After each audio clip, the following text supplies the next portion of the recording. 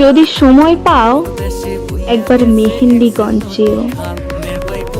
ঢাকা থেকে 190 কিলোমিটার দক্ষিণে রাজহাঁসের পিঠে 4 ঘন্টা ভেসে মেঘনা পেরুলেই খুঁজে পাবে প্রকৃতির গর্ভে বেড়ে ওঠা ছিমছাম দ্বীপের।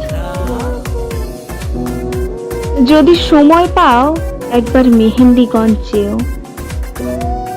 যে ভূখণ্ড ভরা যৌবনা মেঘনার সাথে প্রতিনিয়ত আলিঙ্গন করে লেপ্টে আছে মায়ায়।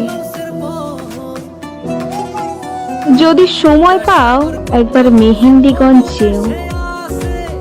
যেখানে ভাষার দাবিতে তুমুল স্লোগানে মেতে উঠেছিল টগবগে তরুণরা।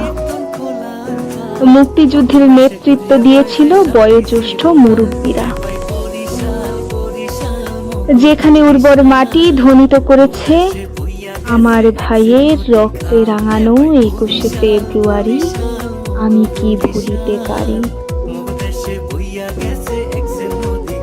যদি সময় পাও একদিন মেহেন্দিগঞ্জ এসো। শুনে যেও গভীর রজনীতে রাখালির বাঁশির সুর। দেখে এসো নদীর কূলে পাল তোলা নৌকায় মনের সুরে মাঝির গান। কুয়াশা স্নাত ভোরে শিয়ালির ধোয়া উড়ানো খেজুরের রস।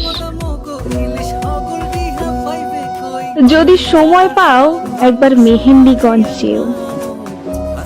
যেখানে নদীর সাথে আত্মিক বন্ধনে আবদ্ধ মানুষগুলো কিভাবে সখ্যতা করতে করতে বিলিয়ে দিয়েছে নিজেদের। যদি সময় পাও একবার চলে এসো মেহেন্দিগঞ্জ। নদীর তাজা মাছের ঘ্রাণ, আধো দুপুরে নদীতে সাঁতার কাটা, বিকেলে বাতাসি মেঘের সাথে লাল টকটকে সুপারি শাড়ি দোলানো তোমাকে বারবার নিয়ে যাবে মেহেন্দিগঞ্জে। একবার মেহেন্দিগঞ্জ যেও। যে মাটি জন্ম দিয়েছে ভাষাবিদ, মুক্তিযুদ্ধের সংগঠক, রাজনীতিবিদ, প্রথিতযশা কবি, সাহিত্যিক। যদি সময় পাও